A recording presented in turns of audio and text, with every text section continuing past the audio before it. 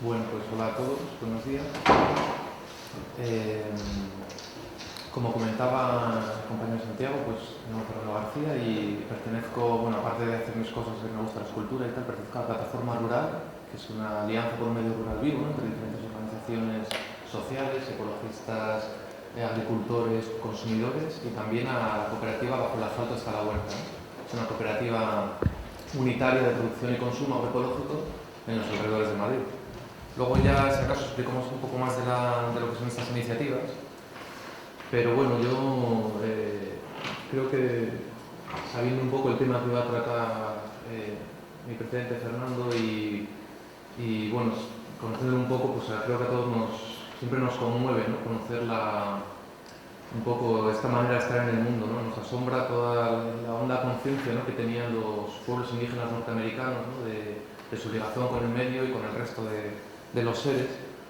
Es algo que nos choca y también yo creo que a todos nos duele, ¿no?, la trágica historia de todos los pueblos indígenas norteamericanos, ¿no? Entonces, tuve la oportunidad de trabajar con comunidades indígenas de la Amazonía ecuatoriana, ¿no?, que aún hoy se oponen a la explotación petrolera en su territorio, ¿no? Y en uno de sus textos de denuncia de su situación, ¿no?, de avasallamiento por parte de las compañías petroleras transmitiendo su lucha, ¿no?, su afán de resistencia para preservar su identidad, pues ellos mismos se entresacaron un texto, ¿no?, una parte de la carta que dice más o menos, porque está un poco también adaptada: cada porción de esta tierra sagrada para mi gente, cada destellante hoja de árbol, cada playa de arena, cada neblina en el bosque oscuro, cada claro y cada insecto que zumba es divino en la memoria y la experiencia de mi pueblo. Nosotros sabemos que el hombre blanco no entiende nuestra forma de ser. Para él un pedazo de tierra es igual a otro de al lado. Para él, que es un extraño que viene en la noche y coge lo que sea que le haga falta, trata a su madre, la tierra, y a su hermano, el cielo, como cosas que pueden ser compradas, explotadas, vendidas como ganado baratijas. Me parece a mí que este párrafo, ¿no?, demuestra ese choque de culturas que hubo, ¿no?, esa incomprensión en formas de ver el mundo, ¿no?, que se dio pues, con la conquista del Nuevo Mundo, pero que aún hoy se sigue dando en todos los pueblos indígenas de Asia y de los continentes, ¿no? Entonces, para mí la principal lección que podemos tener de esta cosmovisión indígena es la cuestión de la interdependencia, ¿no? Yo por eso quería también agradecer a Santiago y al equipo Media Lab por la oportunidad de abrir estos espacios de trabajo, porque creo que son lugares donde podemos rescatar estas cuestiones, ¿no?, y tratarlas desde nuestra perspectiva, ya mediada culturalmente por de dónde venimos, donde llevamos a cabo nuestra cotidianidad, ¿no?, la cuestión de la interdependencia. A los indígenas se les ha llamado ecologistas y yo creo que nunca se han sentido identificados con el pueblo. Aunque se dice que el jefe indígena era ecologista, tal era ecologista, su manera no creo que supiesen lo que es el ecologismo y creo que tampoco se sienten militantes de algo, ¿no?, de un conjunto de ideas. Es más algo muy aprendido, ¿no?, a lo largo de las generaciones. Yo creo que para ellos que el ser humano es uno con el planeta es algo obvio, ¿no? Sin embargo, es algo que es relativamente nuevo para nosotros en Occidente. Yo quería un poco empezar así por encima, haciendo un poquito de conceptualización para explicar esto un poco más, ¿no?, lo que es el origen de la ecología, del ecologismo y las diferentes maneras de entender el ecologismo, y luego de cómo se está aplicando aquí y ahora, ¿no?, este ideario en la práctica, ¿no?, que son las iniciativas agroecológicas, ¿no?, de las que tengo un poco más de idea, y también un poco su repercusión en el arte, ¿no?, si es que no está tiempo. Entonces, el ecologismo de los indígenas entra dentro de lo que podríamos llamar el ecologismo popular, ¿no?, o científico.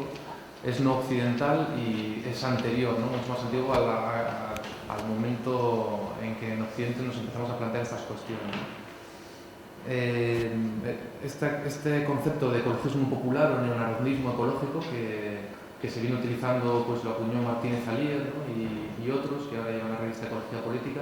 Yo creo que es interesante porque vino un poco a cambiar a darle la vuelta a la tortilla, ¿no?, en los foros de discusión internacional sobre el medio ambiente y también un poco en los sectores más conservadores, pues se criticaba el ecologismo por decir que el ecologismo era algo de sibaritas, ¿no?, un poco algo de un lujo que se podía arrogar las clases medias y altas de Occidente cuando tenían todas sus necesidades cubiertas, ¿no? Pues un poco tener el patio trasero limpio ¿no? Y que, bueno, que en realidad es algo que para la mayoría de los habitantes del sur global, ¿no? Pues no era una necesidad, ¿no? La protección del ambiente. Entonces el ecologismo popular lo que nos demuestra es que precisamente los grupos sociales que viven más en dependencia del medio, ¿no? Y que en relación con su entorno, como son las sociedades campesinas de buena parte del planeta, más de la mitad de la población actualmente en el mundo es campesina y el 80% se automedica con sustancias naturales que recoge, ¿no? Entonces, para todas estas amplias capas de la población, pues el ecologismo no es un lujo, es una necesidad, ¿no? De ahí los movimientos de ecologismo popular como las mujeres chipko en la India, ¿no? Que se abrazaban a los árboles para que no los cortasen en un caso de construcción de un embalse, porque para ellos el árbol ya no era solo una necesidad de tipo estético, ¿no? o espiritual, sino también su medio de vida, ¿no? De ahí tenían la leña, tenían los frutos, ramoneaban, ¿no? Y entonces nosotros un poco, bueno, ya volveremos sobre esto más adelante, pero creemos que en Occidente es necesario recuperar ese neonarodnismo ecológico, ¿no? Y creemos que la defensa del medio es de donde mejor se hace, muchas veces no es desde el ordenador o desde el reciclaje de basura, sino pues desde el medio, ¿no? Entrando en relación directa con la gestión del ecosistema. Entonces, pues un poco hablando de la ecología, ¿no? La ecología ha sido revolucionaria desde su génesis, ¿no? Porque rompió con toda la tradición científica anterior. Aquí se ha tocado estas cuestiones muchas veces, ¿no? Pero yo creo que es bueno irnos dando cuenta que los ecólogos como científicos no son especialistas, son generalistas, ¿no? O sea, un poco tienden a combinar conocimientos que pertenecen a diferentes territorios científicos. Fue acuñado a finales del siglo XIX por Ernst Haeckel y el concepto de ecología pues, se fue fraguando gracias también a los aportes de los geopónicos como Humboldt, estudios que se iban dando en las leyes del comportamiento de la energía y entre las leyes entre poblaciones y recursos, ¿no? De Malthus y Volterra. Y ya en el siglo XX, pues Odum y Margalef y otros lo van unificando como ciencia con plena aceptación en las salas, ¿no? de la academia científica, sin que tuviese también pues, su conflicto, ¿no? Porque la visión del mundo que ha traído la ciencia de la ecología de alguna manera ha subvertido, ¿no? Y ha cuestionado pues, muchísimas excepciones que todavía hoy mantenemos como vigentes, ¿no? Entonces querría comentar un poco por encima la cuestión de la ciencia y las visiones del mundo, ¿no? Según la forma de estar en el mundo y ver el mundo, ¿no? O sea, son esas actitudes culturales, ¿no? O sea, esa idea, ese constructo, ¿no? que tenemos de naturaleza en cada cultura, de alguna manera es sobre lo que se fundamenta esa relación con el entorno, ¿no? Y sobre ella se va construyendo pues, la forma en que aprovechamos los recursos, es decir, es el cimiento ideológico, ¿no? de la forma en que una sociedad se relaciona con su entorno. Entonces, si bien en la antigüedad clásica y el Renacimiento pues la relación con el medio se consideraba el medio, la naturaleza como un ente vivo, con sus sistemas vitales, ¿no? Era una visión de la naturaleza más organicista. Pues el cosmos y la Tierra tenían el aparato respiratorio, circulatorio, ¿no? De excreción, todo. Era una concepción del mundo, ¿no? Como ente orgánico y de la Tierra como madre, aquí en Occidente. Pues esta identificación del yo con el ello, con el medio, con la naturaleza como algo vivo, pues dio lugar a preceptos éticos, ¿no? Por ejemplo, a la hora de abrir una mina, ¿no? o de canalizar un río, ¿no? Pues en la antigüedad clásica se seguían unos preceptos éticos a la hora de explotar, ¿no? Esos recursos. Ese papel normativo, ¿no? Cambia según cambia el concepto que tenemos de la naturaleza, ¿no? Sobre todo con la era moderna, cuando se da la revolución técnica y científica, pues pasamos de una visión organicista a una visión más mecanicista, ¿no? De la Tierra. Pasa a ser algo inerte, una fuente de materias primas que podemos explotar o manipular en busca de beneficios. De esa manera, la muerte de la naturaleza legitimó su dominación, ¿no? Una vez ya pasamos a ver la Tierra como una simple fuente de materias primas, pues ya no tenemos problema en explotarla hasta la saciedad para la satisfacción de las necesidades, bueno, que también tendríamos que profundizar un poco en la cuestión de las necesidades, ¿no? De los sistemas socioeconómicos. Pero bueno, las fuentes de energía hacen que cambie esa manera de relacionarse con los recursos, ¿no? Por ejemplo, la minería en el siglo XVI se cuadriplicó. También aparecen unas fuentes de energía como el carbón, que hace que se sobreexploten los bosques, ¿no? Bacon, por ejemplo, o sea, la nueva ciencia experimental, ¿no?, desarrollada por Bacon, pues defiende la total libertad del científico para indagar la naturaleza y llegar a dominarla, ¿no? Hay una cita de Descartes en el discurso del método que dice en 1637: por medio de todo el conocimiento técnico podemos volvernos nosotros mismos los amos y poseedores de la naturaleza. Entonces, el método experimental, fortalecido por la filosofía mecanicista y el materialismo físico, favoreció la mercantilización de todas las esferas de la vida, ¿no? Y es un poco lo que hoy, de hecho, somos herederos, ¿no?, de esa visión del mundo. El concepto de máquina ha empapado nuestra manera de estar en el mundo, ¿no? El ser humano, incluso, la sociedad de la naturaleza, se concibe como un conjunto de partes atomizadas, separables, reemplazables desde fuera, ¿no? Y que es un marco de valores basado en el poder, que es totalmente compatible con las direcciones tomadas por el capitalismo comercial, ¿no? En cuanto a la noción de mecanismo, con un centro desde el que se distribuye la información y el resto de piezas que se sincronizan, ¿no? Un poco el mito del reloj pues ha impuesto ya para explicar hasta funcionamientos biológicos como el del ganado, ¿no? En agronomía industrial, ¿no?, se consideran los seres vivos como mecanismos. Es decir, si nos interesa obtener mayor producción de carne, ¿no?, en las vacas, y eso vemos que responde al aporte de proteínas en su alimentación, pues qué más proteínas que darles carne, ¿no?, al ganado.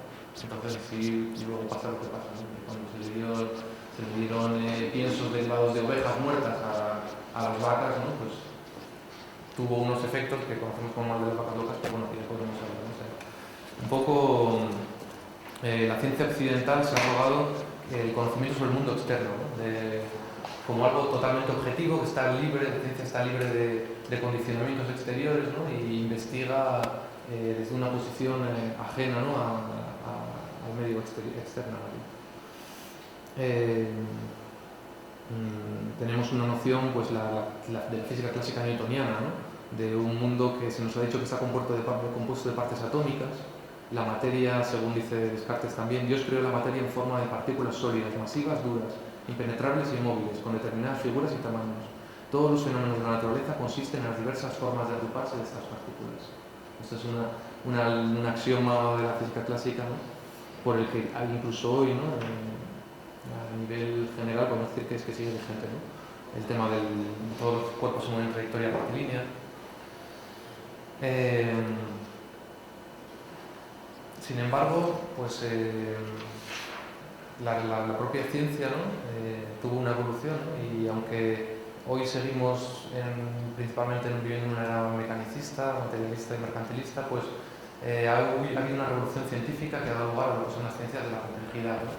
No me voy a meter en esto porque no es tampoco mi formación y es algo muy complejo, como ello mismo dice, pero bueno, yo creo que quizás es bueno, ¿no?, situarnos un poco en que la forma de entender la ciencia, a partir de ella, la relación entre el ser humano y la naturaleza, ha cambiado con esta revolución científica, ¿no?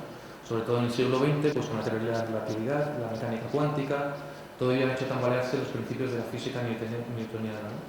Por ejemplo, ahora se pasa a pensar más en términos de procesos, en la materia antes que en la materia como algo divisible en unidades, ¿no?, sujetas a fuerzas externas.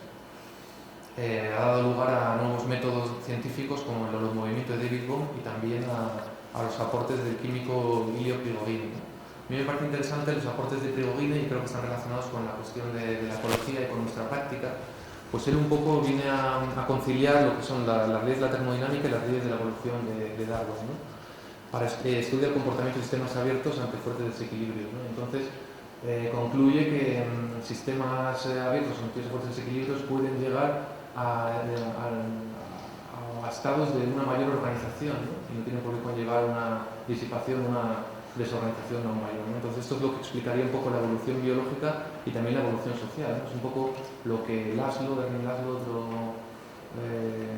llegado un poco a la ecología profunda y cercano a Prigogine, pues ha desarrollado como forma de evolución social, es decir, no tenemos por qué pensar que después del Imperio Romano sobrevino una edad oscura con la Edad Media, igual que no tendría por qué pensarse que en un sistema supuestamente estable como es el capitalismo global, ¿no?, sometido a desequilibrios, tenga que dar lugar al caos, ¿no? No puede dar lugar a otra forma de organización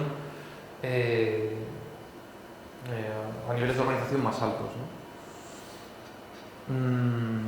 Bueno, la teoría del caos en matemáticas es la que nos ha demostrado que las ecuaciones lineales, deterministas y predecibles son más bien la excepción y no la norma. Eso también se aplica a las cuestiones de biología molecular y el ADN, ¿no? Hoy día los nuevos científicos, la nueva hora, digamos, de concebir el comportamiento de los genes y del ADN, pues revoluciona en el sentido que ya no es que los genes sean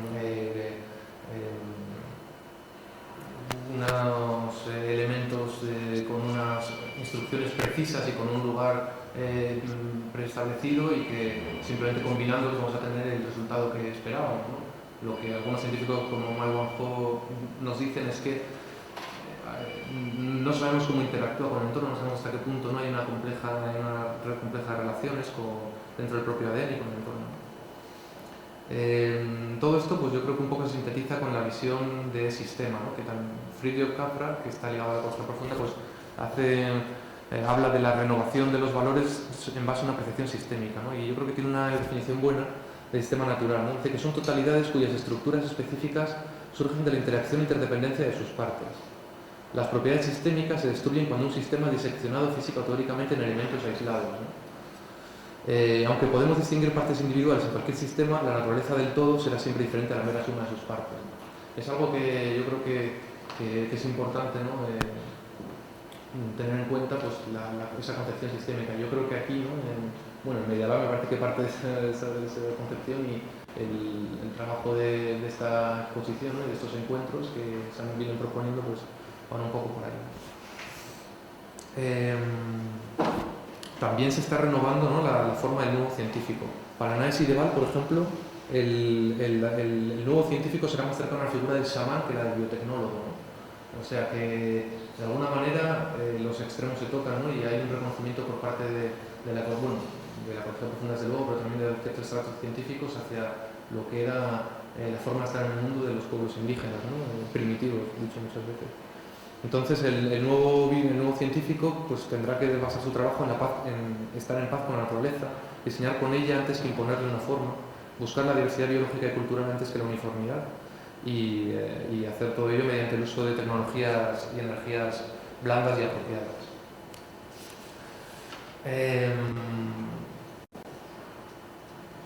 Yo creo que la ecología pues, ha abierto las puertas y ha arrastrado en su ímpetu renovador pues, a un montón de disciplinas, ¿no? Como la antropología, la historia, tenemos hoy día historia ecológica, en la agronomía desde luego y también el arte, ¿no?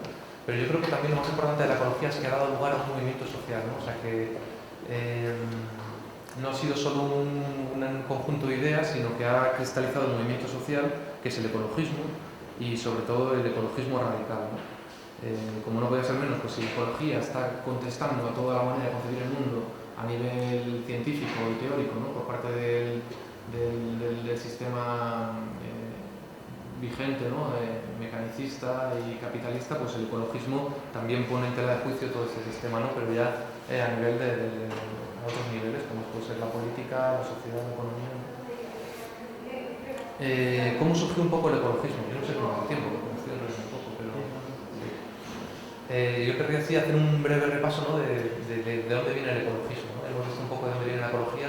Pues el ecologismo toma cuerpo, ¿no? en la década de los 60 y 70, o sea, podemos hablar que tenemos 30 años de ecologismo, claro, en Occidente, ¿no?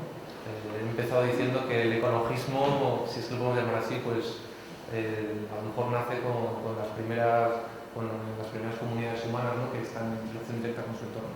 Pero en Occidente, pues en el año 68, Bertalanffy describe la teoría general de sistemas y bueno, es una herramienta que nos permite prever los efectos presumibles de nuestra actividad sobre una naturaleza cada vez más humanizada, más domesticada, ¿no?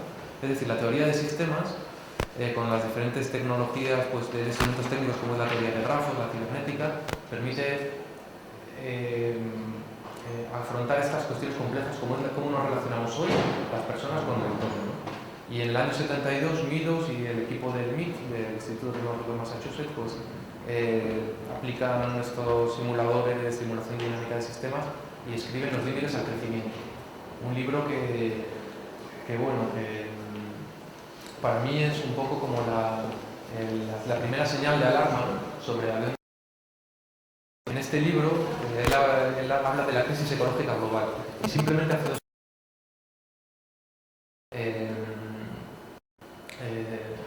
el fin de semana o el año, ¿no?, o los políticos 4 años. Pero solo una pequeña fracción de la sociedad, ¿no?, tiene en cuenta las generaciones venideras y tiene en cuenta la sociedad global, ¿no?, a nivel planetario. Algo que sí suelen tener de por sí las sociedades indígenas, ¿no?, esa conciencia de unión con las generaciones que vendrán. Entonces, bueno, yo creo que ahí, a mí, como nacido posteriormente al 72, pues me choca mucho que este estudio fuese primero promovido por el Club de Roma, que era una especie de unión informal de industriales, de empresarios, capitalistas de la industria y tal y cual, y científicos, ¿no?, muy integrados en el sistema, y que fuera además un bestseller. O sea que las propuestas de este estudio, ¿no?, venían legitimadas por la ciencia más avanzada, por el MIT, ¿no?, venían además lanzadas por la Fundación Ford, por la Fundación Fiat y no sé, un montón de grupos industriales, y el discurso era bastante, o sea, el mensaje era bastante fuerte, ¿no?, de criticar precisamente el presupuesto básico del sistema, que es el crecimiento, ¿no?, crecimiento continuado, y no se puede cuestionar el crecimiento. Entonces, yo creo que en este momento, en los años 70, es cuando empieza a calar en la sociedad esta sensación, ¿no?, de que algo pasa, ¿no?, que hay una amenaza real. Y esto, por ejemplo, también surge cuando los científicos nos permiten, por ejemplo, medir los índices de contaminación de DDT en tejidos adiposos en fauna ártica, ¿no? Creo que es algo que también me ha recordado cuando había esta exposición acerca de la cadena trófica, ¿no?, y la comunicación entre elementos de la cadena trófica. Bueno, pues el DDT, que era un insecticida masivamente utilizado en los años 70, de repente salta la voz de alarma cuando dicen, bueno, ¿por qué los osos polares y las ballenas, ¿no?, tienen altas cantidades de DDT acumuladas en su grasa? Pues porque haya habido una sucesión, o sea, el mensaje, se ha transmitido el mensaje, en este caso es los organofosforados, no metabolizables por el organismo, pues han ido pasando, ¿no?, en la cadena trófica hasta llegar a la leche materna también. En esa época hubo unos estudios muy alarmantes sobre las cantidades de organofosforados presentes en leche materna, ¿no?, pues que provienen precisamente de comer las verduras que han sido tratadas con DDT. O sea que la contaminación ni se crea ni se destruye, solamente se transforma, ¿no?, acaba pasando de un organismo a otro. En estos momentos, en los años 70, la ecología pasa de ser una de las discusiones de los salones de la academia científica a estar en el centro de la sociedad, ¿no?, y a ser algo que todo el mundo, surge el movimiento social en cuanto a la energía nuclear y tal, ¿no? Entonces, si bien podemos decir que tenemos un poco más de un siglo de ciencia y 30 años de movimiento, pues la ecología, la verdad es que está ahora mismo en el centro de la atención mediática y social, ¿no?, de alguna manera. Para bien o para mal, ¿no?, porque pocos términos han sido tan extendidos y a la vez tan devaluados y manoseados, pues, como desarrollo sostenible, ¿no?, que ya es un oxímoron, ya no tiene casi ninguna validez o ninguna credibilidad no hablar de desarrollo sostenible, porque se ha hablado tanto de ello y ha sido tan manipulado. Los estudios de impacto ambiental, ¿no?, sería otro ejemplo. Los estudios de impacto ambiental ya son como un trámite a seguir por parte de las grandes empresas para llevar a cabo sus planes desarrollistas, ¿no?, como la mayoría de los casos. Entonces, ya entramos en el siglo XXI, nos podemos preguntar qué ha pasado con la conmoción mundial después de avistar los límites al crecimiento, ¿no? ¿Qué pasa hoy? ¿Qué ha pasado, ¿no?, desde que en los años 70 saltara la voz de alarma? Bueno, pues todos han tomado posiciones, ¿no? La clase empresarial y también los movimientos sociales, por un lado. Ha habido la estrategia, ¿no?, la estrategia de, digamos, los poderes establecidos ante esta situación de crisis ha sido la de tratar la cuestión y gestionar de alguna manera, ¿no? Pues ya se sucedió con el informe Brundtland en la conferencia de Estocolmo en el año 76, cuando se creó el programa de las Naciones Unidas para el Medio Ambiente. Por ejemplo, al abrigo de la problemática expuesta por el Club de Roma, se empezó a defender la energía nuclear limpia como posicionar la energía carbonífera sucia, ¿no?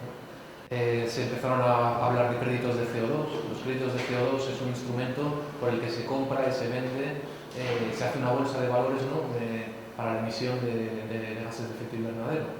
Entonces, pues, bueno, no vamos a explicar cómo funciona el sistema de créditos de CO2, pero Alemania puede comprar, por ejemplo, toda la producción de CO2 que produciría la India o Ghana, ¿no? Y entonces acaba siendo una triquiñuela, ¿no? Para acabar emitiendo la misma cantidad de CO2, ¿no? Pero encima se crea negocio. La privatización de recursos naturales ha sido otro de los mensajes así que nos ha lanzado el pensamiento neoliberal después de esta crisis. Pues dicen, ¿por qué se acaban los elefantes? Porque nadie cuida de ellos. Porque nadie cuida de ellos, porque no son de nadie, ¿no? Con lo cual la lógica que es, privaticemos los elefantes y como tendrán un dueño, alguien, ¿no?, velará para que ese recurso no se agote, ¿no? Es totalmente contrario a la lógica de recursos comunales o de aprovechamiento de usufructo, ¿no?, que plantearían los pueblos indígenas, que en realidad tienen hoy las sociedades campesinas a lo largo del planeta. Entonces, pues estamos ante lo que hoy se puede llamar la cruzada también contra la bomba de población del tercer mundo, ¿no? O sea, se acusa al tercer mundo como causante de la degradación ambiental porque no controla su natalidad y porque cuando en realidad no se habla de concepto de huella ecológica, que es decir, que un niño norteamericano a lo mejor tiene un impacto medioambiental equivalente a 300 niños indios, ¿no?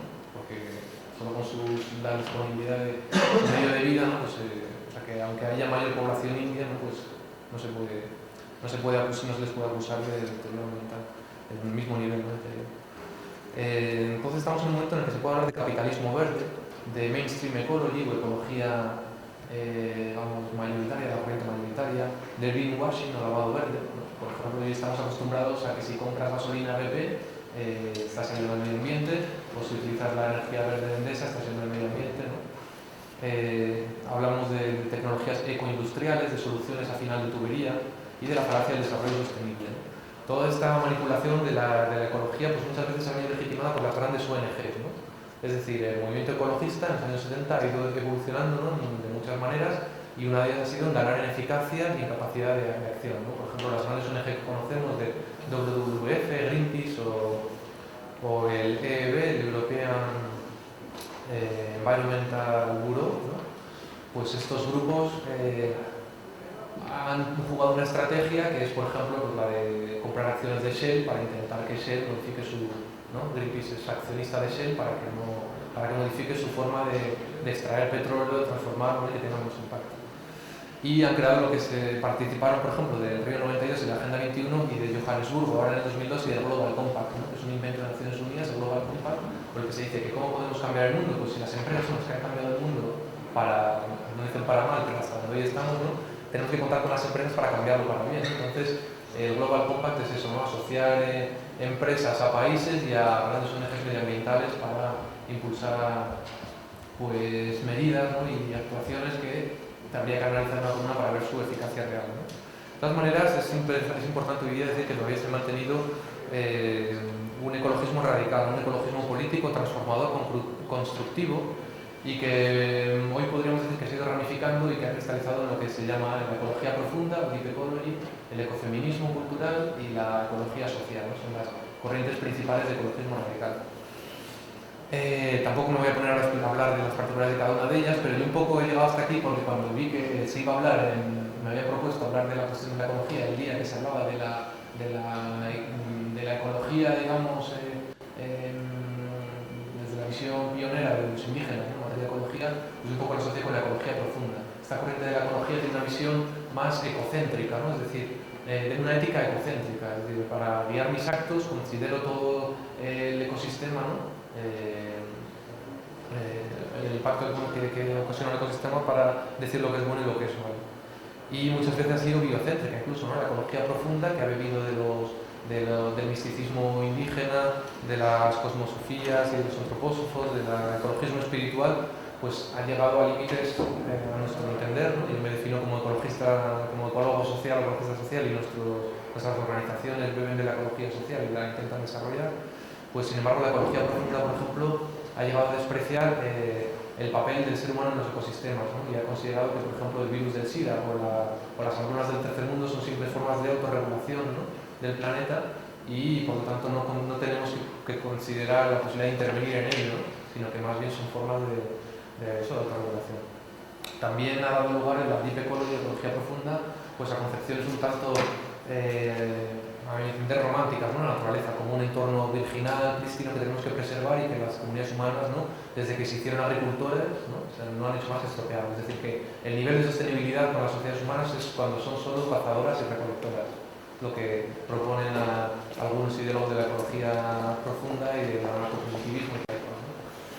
Entonces esto ha dado lugar, por ejemplo, a una visión del apego de las comunidades muy insertas en su entorno, del apego a la tierra, la sangre y la tierra, y ha derivado de lo que se conoce como ecofascismo, ¿no? Que también está vigente hoy día. O sea, hay redes ecofascistas funcionando que muchas veces nos sorprendería lo cercanas que son nuestros puntos de vista, ¿no? Por ejemplo, en el Estado español sí han comprado 3 pueblos.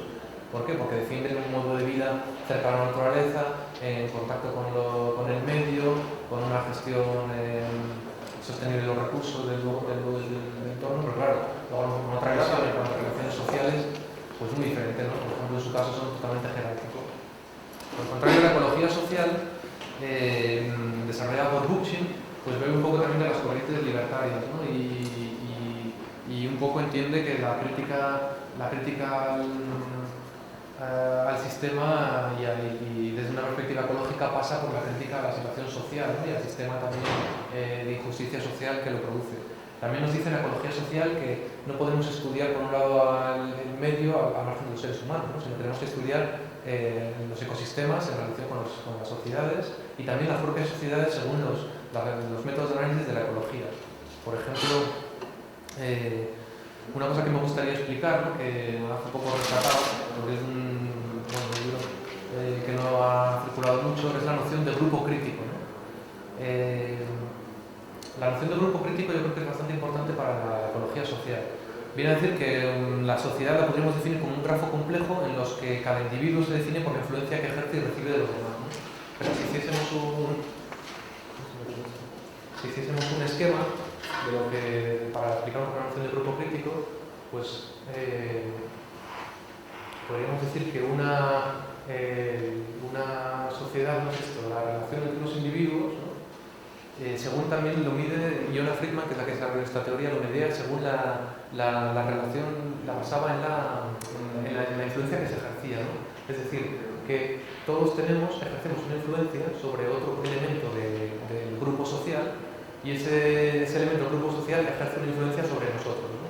Entonces, de alguna manera, este elemento A, por ejemplo, ejerce una influencia sobre B, pero B ejerce sobre C, ¿no? Entonces, esto es lo que la influencia, ella decía que puede ser directa o indirecta, ¿no? Es decir, una de las cuestiones con la influencia es que se degrada en el curso de las transmisiones consecutivas, ¿no? Debido a lo que llama el ruido, ¿no? En las transmisiones. Entonces, la transmisión de la influencia que ejerce B sobre C a A llega de alguna forma, pues eso, ya disipada, ¿no? Entonces esto es interesante, yo lo veo interesante porque por medio del grafo pues evidenciamos también las propiedades topológicas que influyen en la estructura social, ¿no? Nos damos cuenta de que podemos tener sociedades más, la forma en que se organizan estas influencias, lo que se denomina grupos o sociedades más igualitarias, en los que todos tienen una dependencia equiparable, ¿no? Con el resto de los miembros de la sociedad, o las tendríamos topológicamente en forma de, por ejemplo, de árbol o de raíz, ¿no? Es decir, sociedades jerárquicas,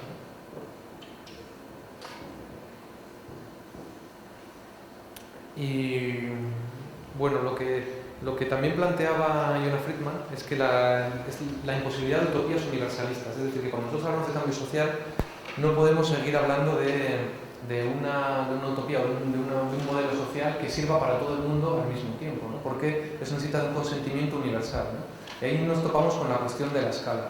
Y es que en la cuestión del sistema, ¿no? de las relaciones sociales que se establecen en un grupo, tenemos unas limitaciones como animal humano, ¿no? Unas limitaciones biológicas. Entonces ya ciframos conceptos claves, que es la valencia y la capacidad de canal, ¿no? La valencia viene a ser como el número de centros de interés sobre los que cada ser puede mantener la atención al mismo tiempo. Es decir, nosotros podemos leer un libro, podemos leer a lo mejor 2 textos o atender a 2 conversaciones, pero no a 10, ¿no? Entonces ahí tenemos una valencia, ¿no? Está directamente ligado con nuestra capacidad a celebrar, ¿no? Y es el límite de personas sobre las que podemos recibir o ejercer una influencia sobre un periodo de referencia dado, ¿no? Y el otro concepto clave, yo creo, que nos limita biológicamente es la capacidad de canal, ¿no? Es decir, pues lo que habíamos hablado antes de la relación de la influencia, ¿no? Que después de un determinado número de transmisiones intermedias, la influencia original no puede sino degradarse o disiparse, ¿no? Entonces, estos niveles naturales nos dan la noción del grupo crítico.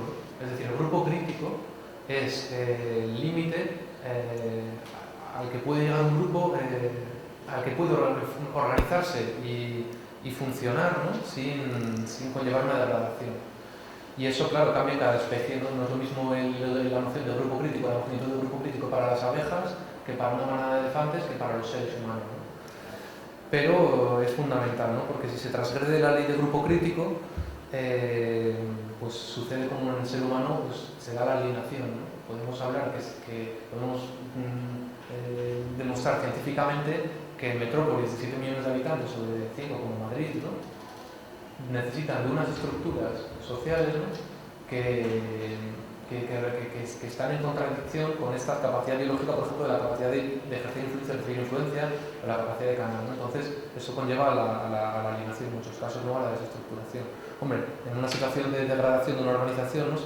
Si se sobrepasa la magnitud del grupo crítico, pues puede cambiar la estructura social, lo que consideraríamos una revolución, puede dividirse en grupos que mantendrían la estructura social originaria, lo que sería una secesión, una subdivisión, o puede reducirse la velocidad de reacción, ¿no? Que sería la esclerosis. A mí me parece que esta teoría, ¿no? del grupo crítico es muy importante para la ecología social, y como la ecología social se está definiendo hoy día, pues, ¿no? Es una manera de concebir el mundo que está todavía en construcción, pues es importante que vayamos uniendo todos estos aportes, ¿no?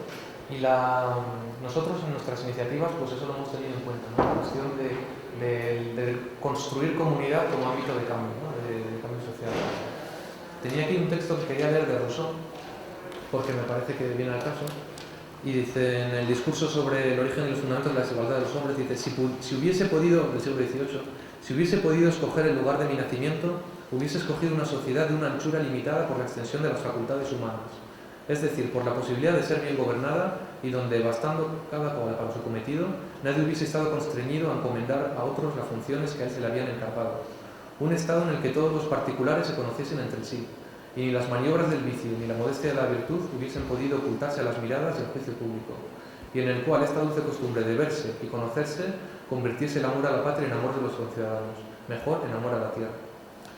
Entonces sigue, ¿no? Dice: hubiese querido vivir y morir libre, sometido de tal modo a las leyes que hubiésemos desarrollado, que ni yo ni nadie hubiese podido sacudir su honorable yugo, este yugo saludable y dulce que las cabezas más soberbias llevan tanto más dócilmente cuanto que no fueron hechas para soportar ningún otro.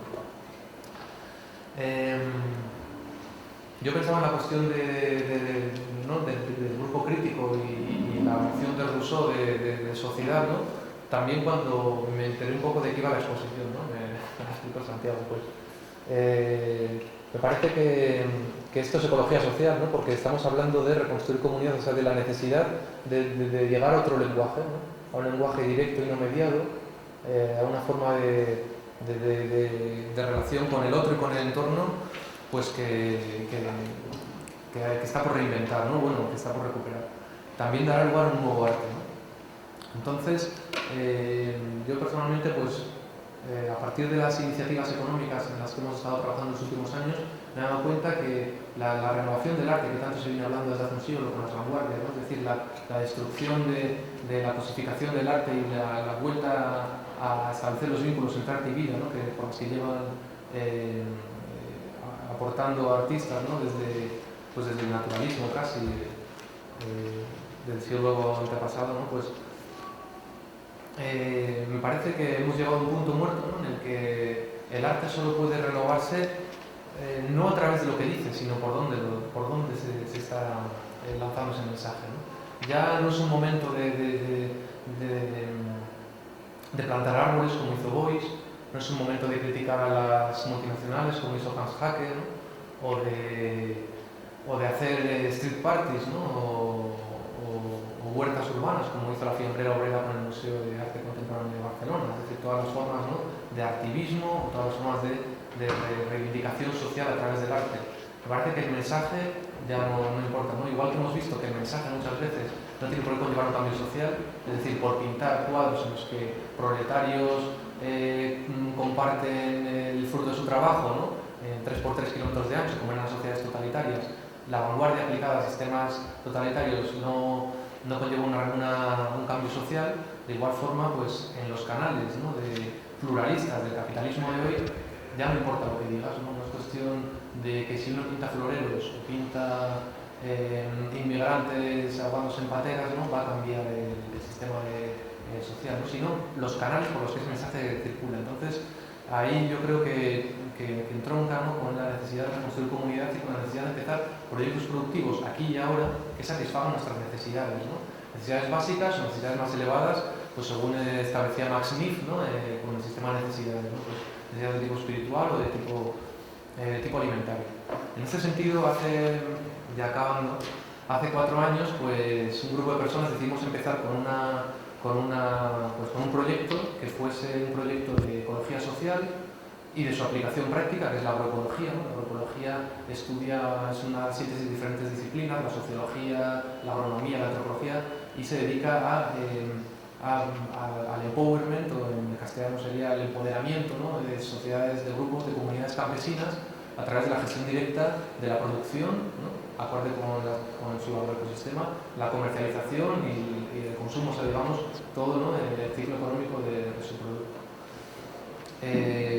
Lo que llaman el desarrollo endógeno, ¿no?, es decir, según los recursos locales. No hacer una quesería de quesos suizos en una comunidad andina, sino que si esa comunidad andina lleva cultivando, por ejemplo, amaranto o quinoa, ¿no?, ver de qué manera con ese producto puede llegar a establecer nuevas formas de producción, distribución, consumo. Entonces, con esa idea de aplicar la agroecología aquí y ahora y en Madrid, ¿no?, queríamos criticar a la vez lo que es la ciudad, ¿no?, como la urbe, como paradigma del sistema capitalista, es decir, un lugar donde la biosfera se sustituye por tecnosfera y de crecimiento ilimitado. Y pues decidimos empezar en la periferia, ¿no? Tomamos unas tierras públicas sobre las que se iba a hacer una infraestructura y empezamos esta cooperativa de Bajo el Asfalto está la Huerta, que su capital ha sido social, ¿no? Eso es algo también interesante. Empezamos sin nada, sin tierras, y las semillas nos las donaron y tal y cual. Entonces, si han permanecido 4 años y vamos a hablar de 300 familias agrupadas, ¿no?, es porque ha habido esa toma de conciencia por parte de la gente de que en realidad todo el mundo hace algo. O sea, nos han vendido, ¿no?, que muchas veces somos consumidores y no productores, ¿no?, o que es imposible tener contacto con el productor y entonces tenemos que ir a través de intermediarios siempre con la duda de qué comemos o dónde viene tal, ¿no? De esta manera pues intentamos cerrar esos ciclos. He traído el libro que se ha publicado hace poco, entonces si a alguien le interesa pues lo puede conseguir, ahora se va a reeditar otra vez. Se llama Con la comida no se juega, alternativas autogestionadas de la globalización capitalista desde la agroecología y el consumo. Lo han escrito los compañeros de la cooperativa y yo creo que merece la pena, ¿no? También aquí hay un capítulo que volví a releer después de ver la exposición, porque se titula Perdonen, podríamos decidir, ¿no?, entre paréntesis, decidir algo, ¿no? Entonces está tratando la cuestión del lenguaje hoy, ¿no?, y un poco cómo hemos tratado nosotros la cuestión de la comunicación en la cooperativa y en estas iniciativas, ¿no?, que es intentar una comunicación pues rica, vívida, que no sea solo a nivel de mensaje, que no sea mediada por la jerarquía, por la estructura de, por ejemplo, presidente de la cooperativa y socios, ¿no?, sino que sea también un lugar donde se creen unos vínculos emotivos, que es lo que hace que se fortalezcan estas iniciativas, ¿no?, que están aquí y ahora pues, desarrollando este cambio que decimos. Entonces, nuestra forma de funcionar es asamblearia, es decir, que llegamos al consenso por la libre participación de todos los miembros y hemos tenido muy en cuenta la cuestión del grupo crítico que decíamos, ¿no? Es decir, si una estructura es sostenible, si tenemos una valencia 4, ¿no?, y una capacidad de canal 4, es decir, que nosotros podemos ejercer, esto es un poco complicado de dibujar, pero podemos ejercer una influencia sobre un máximo de 4 personas y podemos mantener la comunicación con esas 4 personas de manera directa, pues de qué manera, ¿no?, desarrollar una estructura que sea horizontal, que no sea jerárquica, ¿no?, en base a esta capacidad de canal y de valencia, ¿no? Y entonces vimos que a partir de cierto número, que nosotros firmamos en 120 personas, ya se perdía esa capacidad de participación y de comunicación. Entonces, la nueva cooperativa que ha surgido ahora, he traído estas fotocopias también por si a alguien le interesa, también hasta puede hacerse socio y consumir de ellas, pues para quien quiera puede hacer un panfletín. Esta nueva cooperativa se ha sean como las células, ¿no? ¿Cómo se dice? Sí, las células se dividen, ¿no? Pues eso, se han dividido por los enjambres y han mantenido su condición, ¿no? Hay otras cooperativas, hay otras iniciativas en marcha, por ejemplo está una de que está trabajando a ganadería en la Puebla de la Sierra de Traba de Lozoya. Con todas mantenemos esa idea de que no nos vamos al campo, los que se van al campo, ¿no? Como evasión, sino como invasión, ¿no? O sea, uno no se va porque no tiene nada por qué hacer, sino porque creemos que la agricultura hoy es un terreno estratégicamente importante, ¿no? Para tratar la cuestión de cambio social. ¿Por qué? Porque hasta incluso en las sociedades occidentales europeas, que tenemos un 99% de población urbana, la gente se plantea, bueno, ¿qué estamos comiendo, no? ¿Y qué campo tenemos? Empiezan a planteárselo cuando ven que esta visión mecanicista de la que hablábamos antes hace aguas, ¿no? Cuando el sistema choca con sus propios límites, cuando se están utilizando cuando se piensa, por ejemplo, que para obtener mayores rendimientos vegetales hay que aplicar más nitrógeno al suelo, con lo cual producimos nitrógeno a partir de combustibles fósiles y simplemente hay que inyectar más nitrógeno en el suelo, vamos a tener mayor cosecha y al final eso sale por el tiro por la culata, ¿no? Estamos aprendiendo lo que los indígenas ya sabían de por sí, pero estamos aprendiendo a golpe de crisis, en este caso agroalimentaria, pero de crisis ecológica, ¿no? Estamos ya inmersos en una crisis ecológica global, con la cuestión del cambio climático y tal, y estamos constantemente, ¿no? Pensando que nuevas soluciones tecnológicas vendrán a paliar los problemas anteriores, ¿no? Entonces, si aplicando nitrógeno vemos que al final lo que hay es una pérdida de los acuíferos, ¿no? Porque con esa riqueza de nitrógeno se eutrofizan, es decir, aparecen muchas más algas y pierden su capacidad pierden su facultad de ser potables, las aguas subterráneas, o también los suelos los cultivos ya no reaccionan a esas cantidades de nitrógeno, se erosionan por la continua mecanización, ¿no? Forzada. Pensamos que entonces hay que desarrollar una tecnología que venga a paliar ese problema, que son ahora, por ejemplo, los transgénicos, ¿no? En la alimentación. Yo creo que nadie ha pedido transgénicos y lo estamos comiendo, ¿no? Entonces, la agricultura, el modelo agroalimentario, el debate del modelo agroalimentario, yo creo que para mí es central y nos ofrece la posibilidad de poner sobre la mesa, ¿no?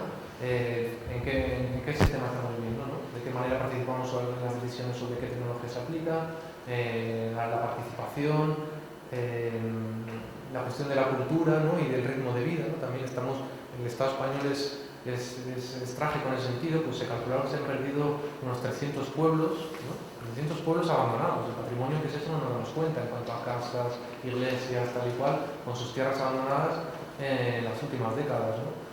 Todo ha sido políticas bien definidas. Muchas veces podemos decir, bueno, la evolución del medio rural ha sido porque el mundo de hoy no permite, ¿no? Que haya un 70% de población agricultora como teníamos en los años a principios del siglo, y tenemos que funcionar con un 7% de población activa agraria como tenemos hoy. Pero eso ha sido debido a políticas bien claras, ¿no? Y bien definidas, como fue, por ejemplo, el éxodo masivo a los grandes polos de desarrollo de Barcelona, Madrid y Bilbao y tal y cual. Entonces, un poco, yo creo que desde estos proyectos se cuestiona, ¿no? Esta inercia y se intenta plantear alternativas, ¿no? Siempre en continuo aprendizaje.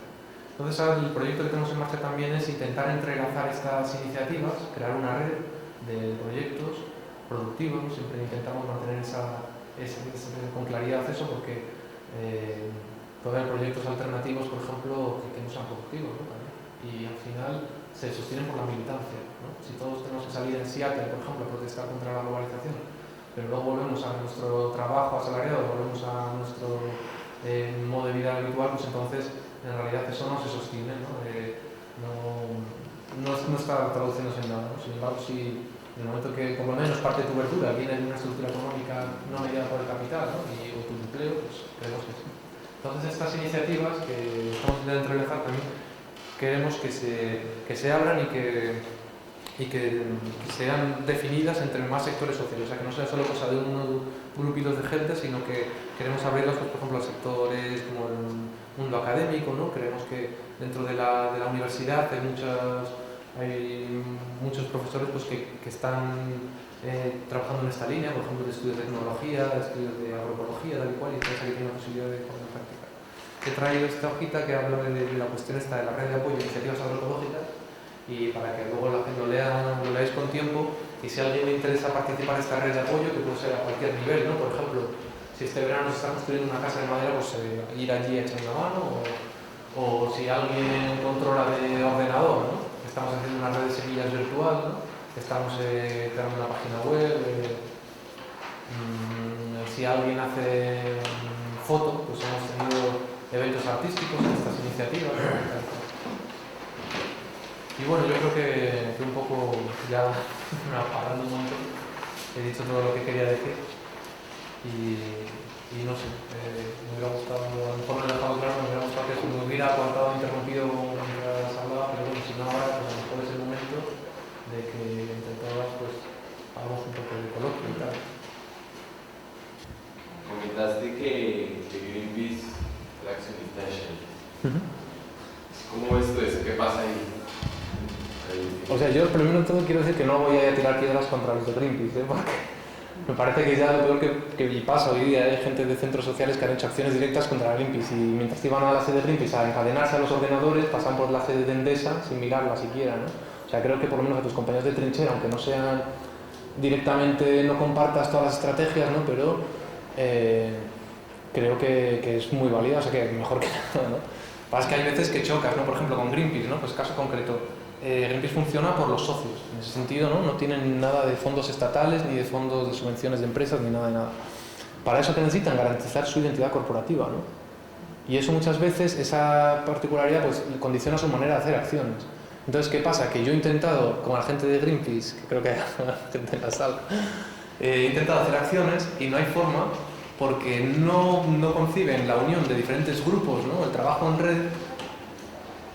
Por ejemplo, a la hora de dar la nota mediática.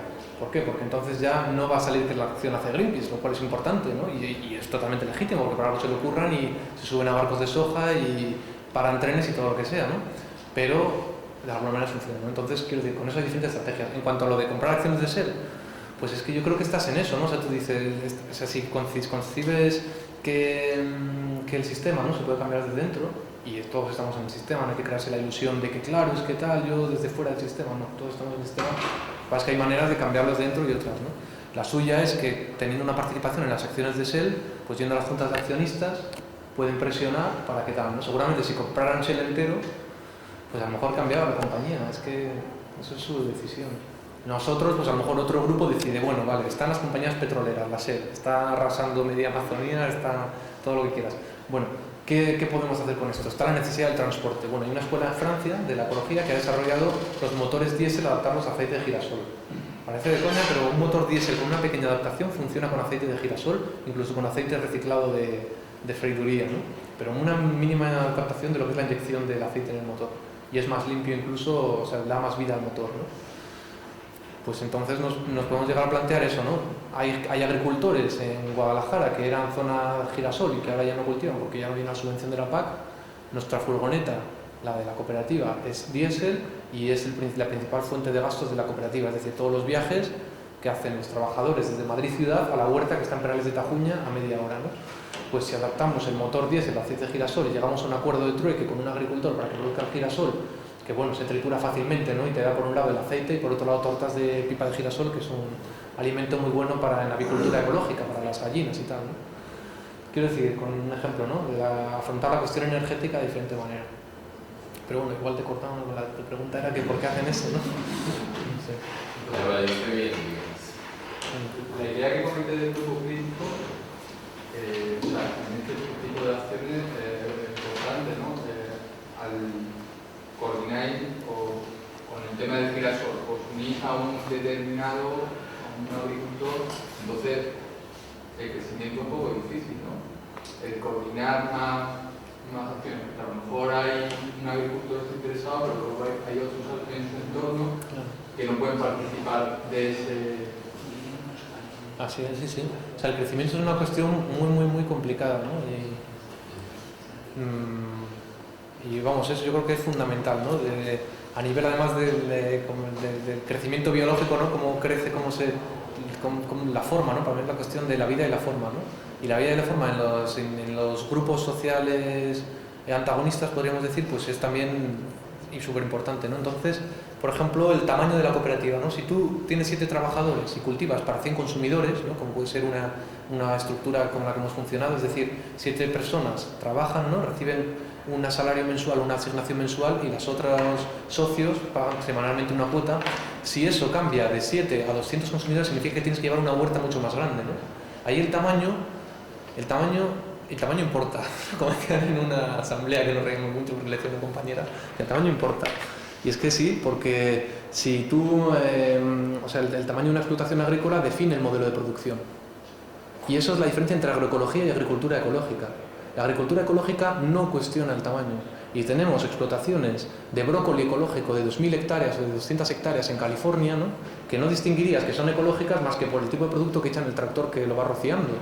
O sea, la agricultura ecológica no considera el tema del tamaño del agroecosistema, ¿no? Que tú necesitas manejar. Entonces tú, para llevar, por ejemplo, 100 metros cuadrados de ajos, puedes desherbar a mano. Pero si tienes que desherbar a mano media hectárea de ajos, al final, ¿qué haces? O metes una máquina, con lo cual entras en una cadena de dependencia, que no tiene por qué ser mala, pero depende de... Hay otras tecnologías más blandas. Nosotros utilizamos la azada de rueda, ¿no? Que no sé si la conocéis, es como una especie de manillar de bici con una rueda delante y un pequeño cultivador o una pequeña tabla. Entonces tú vas por dentro del surco, pasando la rueda y a la vez vas levantando la tierra, ¿no? Para las malas hierbas y tal. Es una tecnología lo que consideramos blanda. No es ni la azada, que te deja en la espalda, ni es el tractor, que primero te dejas en el taller todos los ingresos y el combustible y mantenimiento, ¿no? Entonces, para afrontar la cuestión del tamaño es eso, estudiar la capacidad, la magnitud del grupo crítico en el que te mueves, y a partir de ahí tienes esas tres opciones que decíamos: o esclerotizarte, o que haya una revolución, para bien o para mal, ¿no? Nosotros tuvimos un problema en la cooperativa porque había un grupo de consumidores que digamos que era una línea así de la izquierda clásica, ¿no? De la izquierda muy vertical, de forma de funcionar con su politburó, su tal y cual, y todos los demás amén Jesús, y estaban en la cooperativa y decían: hay que crecer, muchos consumidores quieren entrar en esto. O sea, de hecho hay, vamos, una total excedente, ¿no? de demanda en cuanto a verduras ecológicas baratas, que es lo que ofrecemos en Madrid, y carne y miel y tal y cual, ¿no? Entonces, como hay que crecer, no hay que tener miedo al crecimiento, vosotros sois inmaduros, tenéis miedo al crecimiento, hay que crecer y hay que hacer que una persona se especialice en la gestión del contacto con los consumidores, ¿no? Una comisión de tal, un tal y cual, ¿no? Entonces, ¿qué pasa? La evolución sería cambiar la estructura de raíz, ¿no? Entonces, las personas en la parte baja dependerían mucho más de la persona de la parte alta que la persona de la parte alta de las otras, ¿no? O sea, esa persona concentra poder y nivel de decisión, que es lo que sucede en las sociedades tecnocráticas de hoy día, ¿no? Entonces, pues la otra forma de evolución cuando se quiere crecer es mantener la esencia del funcionamiento del grupo. Entonces nosotros hemos optado por crecer, por dividir la cooperativa, ¿no? Y que se mantenga las mismas características, siempre en red, ¿no? Pero con sus propios consumidores, sus propios trabajadores y tal y cual, ¿no? En vez de crecer a lo grande, pues crecer en forma de red, ¿no? O de red de neuronas. Yo no sé si podría hacerse el equivalente de si el ser humano evolucionase a tener una meganeurona que valiese por todas, ¿no? Pues si un día falla, como que fallar, se acabó el organismo, ¿no? Sin embargo, a lo mejor, ¿no? La diversidad, la multiplicidad, pues es una garantía también de sostenibilidad, ¿no? Eso también se utiliza en agroecología, y ya me callo, pero es que está todo ligado, ¿no? En agroecología es lo que se llama el policultivo, ¿no? O la asociación de cultivos. Si tú tienes tomate, albahaca, la albahaca hace que los parásitos del tomate los ahuyenta, ¿no? Y si tienes aparte de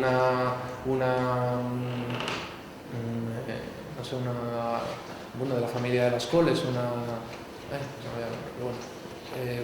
diferentes familias que entre sí tienen beneficios mutuos, pues si tienes, por ejemplo, una plaga, no te arriesgas a perder todo el cultivo, ¿no? Ahora, la agricultura industrial, la agricultura mecanicista, considera que para optimizar la producción es necesario el monocultivo, ¿no? Uniformizar, homogeneizar. Entonces hay una sola variedad, por ejemplo, no sé si son 2.000 variedades de arroz las que había, ahora comemos de unas 12 variedades de arroz en el mundo, ¿no?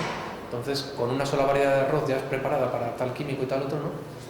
Garantizas la producción, pero claro, si falla algo, esa forma de agricultura pues tiene más posibilidades de fracaso porque es más rígida, ¿no? O sea, la clave está también en lo que se llama resiliencia o la flexibilidad de un sistema, ¿no? Y yo creo que la flexibilidad la da en este caso pues eso, el crecer de forma orgánica, en este caso nosotros dividiéndonos.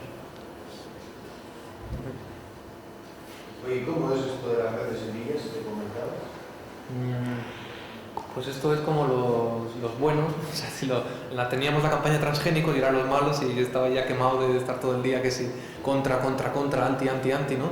Y veíamos que además estaban patentando un montón de semillas porque la industria biotecnológica pues está haciendo vía piratería, va a los indígenas de Oaxaca en México, toma las variedades de maíz ancestral, ¿no? llega a su laboratorio en Missouri y dice, bueno, pues con esta variedad de maíz vamos a hacer un híbrido, vamos a hacer un transgénico, y lo patenta, ¿no? Y entonces eso es lo que está ocurriendo con la ayahuasca, con el arroz basmati, con un montón de casos de biopiratería muy, muy graves, ¿no? Y además es una sinrazón propia de nuestros días, es decir, es como si con las leyes de patentes que hay hoy, ¿no? Colón podría decir que había inventado América. Es decir, llegan a permitir que un descubrimiento sea considerado una invención. Y de hecho hay patentes que son, por ejemplo, sobre todo las variedades de soja transgénicas. Se ha patentado riñones de pacientes, bueno, una brutalidad, ¿no? Bueno, el caso es que entonces estaba esa amenaza para los agricultores, que ese patrimonio genético, esa riqueza de semillas que se han intercambiado y mejorado durante milenios, ¿no? Y que han pasado del teosinte al maíz, ¿no? De una hierba bajo silvestre a tener tomates, y con toda la variedad de tomates que tenemos, por ejemplo, en los países mediterráneos, todo eso se pierde porque se imponen los híbridos, se imponen los derechos de propiedad y tal y cual, ¿no? Y se impone, sobre todo, se uniformizan los cultivos, ¿no? Porque ya en los supermercados, por ejemplo, hay un calibre para el pepinillo, ¿no?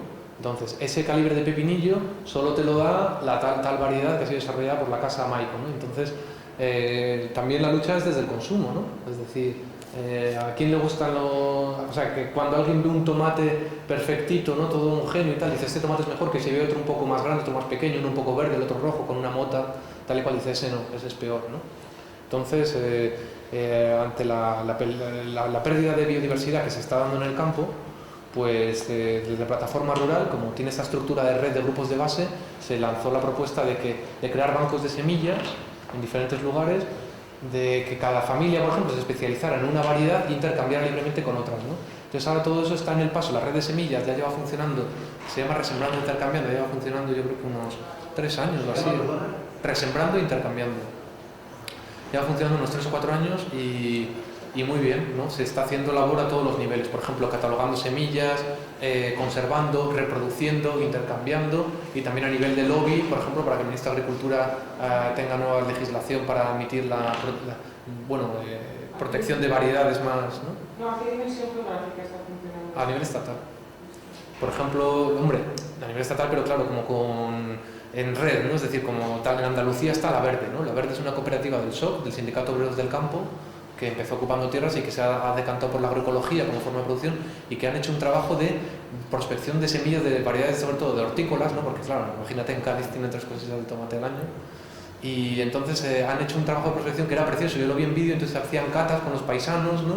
Y el trabajo de bioprospección, de preguntar, bueno, ¿y qué tomate se hacía por aquí? Pues aquí el corazón de buey, aquí el sangre de toro, aquí el no sé qué tal, y luego hacían catas, y ahí iban determinando qué semillas eran las que identificaban esa variedad, las han conseguido reproducir, ¿no? Manteniendo esa variedad, y ahora pues las intercambian con gente de Cataluña que tiene otro tipo de tomate de colgar que aguanta todo el invierno, con gente de Asturias que tiene 200 tipos de faves, ¿no? Que desde unas verdes a otras rojas, y no hablaste de esto. Como Manolo hablamos, pero no llegó a cuadrar en nada. Pero sí. ¿Habló del proyecto de... No. Con Francia, Suiza... En Francia está Cocopel y todas las veces. Sí. Con ellos, por ejemplo, ¿Con ellos sí, mucho. La red de semillas quiere traducir el catálogo de Cocopelli. Y Cocopelli, digamos, que toma como referente en el Estado para esta cuestión a la red de semillas. Y bueno, hubo un encuentro hace poco, ¿cuándo fue? En marzo, allí en Bélgica, de la red de semillas europea, ¿no? Que van franceses y tal, y fueron de aquí representantes. Y bien, se está trabajando mucho. Hombre, hay diferencias, porque por ejemplo Cocopelli muchas veces tiene variedades que son más de tipo de... O sea, no sé cómo diríamos, las rarezas estéticas del horticultor, ¿no? Hay un concepto del jardin, o en inglés del gardener, ¿no? Que es el que tiene su huertita al lado de casa, pero más bien como hobby que para comer de ella, ¿no? Entonces hay unas variedades raras, pues que no tienen mucho valor agronómico, pero que a lo mejor es amaranto de la India por la flor, ¿no? Pero que sí, se está en trabajo y... ¿Cómo está estructurada la coordinación? La coordinación a nivel europeo, sobre todo, es para acciones concretas ahora mismo, ¿no? Por ejemplo, pues a nivel europeo la legislación de semillas se aplica a nivel europeo contra los transgénicos, con el tema de biocontaminación, que ahora es gordísima esa, ¿no? Porque con la ley de coexistencia, pues los cultivos transgénicos están contaminando a variedades tradicionales y tal. Y entonces con encuentros, con acciones, con cartas conjuntas, con acciones, por ejemplo, también... ¿Cómo está organizado? ¿Quién dinamiza eso? ¿Cómo se...? Sí, pues eso forma, por ejemplo, a nivel del Estado, ¿no? Empezamos por la forma rural. Pues si tenemos, bueno, vamos a poner un poco nacionalista, ¿no? Bueno, tal. Sin embargo, la plataforma rural tiene su sede en Amayulas de Arriba.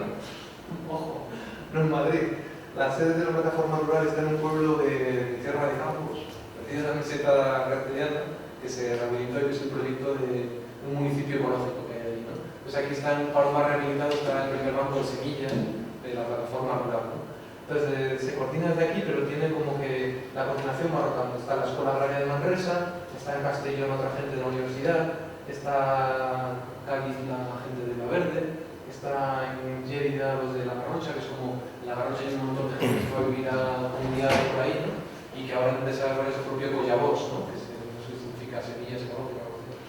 Y entonces han creado su propio banco a nivel comarcal que reproduce un poco esto, ¿no? En La Garrocha, a nivel de la comarca, diferentes familias tienen como un sitio donde se reúnen de vez en cuando y entonces dicen, pues bueno, para este verano vamos a intentar conservar estas semillas. Entonces tú te encargas, por ejemplo, de este tomate, tú te concentras más en esa, ¿no?